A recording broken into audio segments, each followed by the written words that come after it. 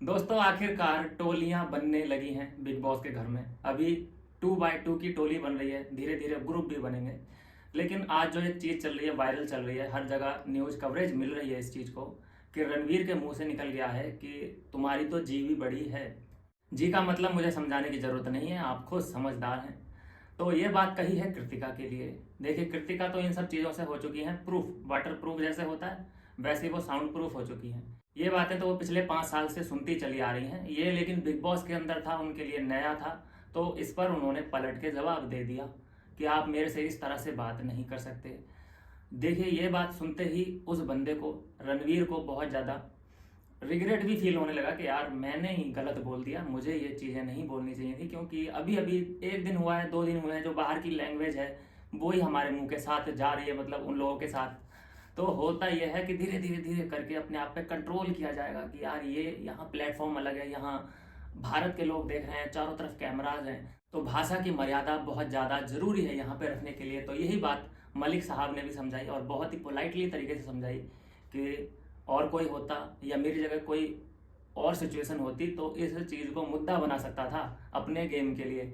लेकिन मैं इस बात को मुद्दा नहीं बनाना चाहता क्योंकि मेरी बीवी से रिलेटेड ये मुद्दा है। आपने बोला कि जी बड़ी तो जी का मतलब तो कुछ भी निकाल सकते हैं। तो इस बात का रिग्रेट फील उन्हें किया है, उन्होंने माफ़ी मांगी है, हाथ जोड़ जोड़ के माफ़ी मांग ली है, कृतिका से भी, पायल से भी और मलिक से भी, कि भाई वाकई में ये मेरे से गलती हो चुकी है। मैं खुद मानता हूँ भाई ये गलती है यार, ओपनली आप ऐसे नहीं कह सकते। हालांकि ये बातें सुनने की उनको तो आदत पड़ी है, कमेंट बॉक्स में यही सब चीज़ें उनके लिए लिखी होती हैं, तो इन सब शब्दों के लिए तो उनके कान यूँ बड़े होते हैं कि किसने ये क्या बोल दिया। लेकिन अच्छी बात यह है, बड़प्पन यह है दोनों का, समझदारी से दोनों ने काम लिया है। मलिक ने भी इस बात को यहीं पे दफन कर दिया और रणवीर ने भी माफ़ी मांगते हुए अपनी गलती को रिग्रेट किया और माफ़ी मांग ली है। सुलह हो गई यहाँ पे, कहने का मतलब ये है दोस्तों। लेकिन अब आगे की क्या गारंटी है कि इन सभी बातों को अभी उछाला नहीं जाएगा। देखिए वो प्लेटफॉर्म ही ऐसा है, अभी तो दोस्ताना हल्का सा निभाया जा रहा है कि मेरी बात इसको गलत ना लग जाए, मेरी बात इसको गलत ना लग जाए, अभी तो ये चीज़ें चल रही हैं। लेकिन 3-4 दिन के बाद ही आप ऐसे देखेंगे कि भाई ऐसी कौन सी बात बोलूं इसको जो कि इसको गलत लगे।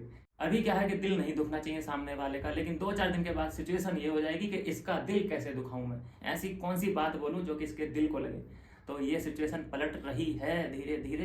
तो अभी तो देखते जाइए, अभी तो पहला ही दिन है और पहले ही दिन हमें इतने ज़्यादा कंट्रोवर्सी से घिरी हुई चीज़ें मिलने लगी हैं। सबसे बड़ी चीज़ जो यहाँ पे माइंड गेम खेला है बिग बॉस ने, जो लड़ाइयाँ शुरू हुई हैं कहाँ से हुई हैं। अगर खाना इन लोगों को पूरा दे दिया जाए कि लो भाई अंडे जितने मर्जी, लो भाई चिकन जितना मर्जी, तो भाई लड़ाई नहीं हो। लड़ाई शुरू कहाँ से होती है? खाने से ही तो शुरू होती है। और जब पेट में बंदे का कुछ नहीं होता, भूखा होता है, तो भूखा आदमी, hungry man always angry man. तो इसी बात का फायदा उठाया है बिग बॉस ने। और एक खबर और आ रही है दोस्तों कि कटारिया को कन्फेशन रूम में बुला लिया है और उनसे बातचीत शुरू कर दी है बिग बॉस ने। उनके दिल की जो बातें हैं वो लेने की कोशिश की गई है कि कितने पानी में ये बंदा तैर रहा है। जिस तरीके से देखा गया था यूके राइडर को भी इसी तरह से ट्रीट किया गया था, बुला के अंदर सब चीज़ें पूछी गई थी, उनका माइंड जानने की कोशिश की थी बिग बॉस ने। उसके बाद उन्हें डिक्लेयर कर दिया गया कि ये भैया जोकर है।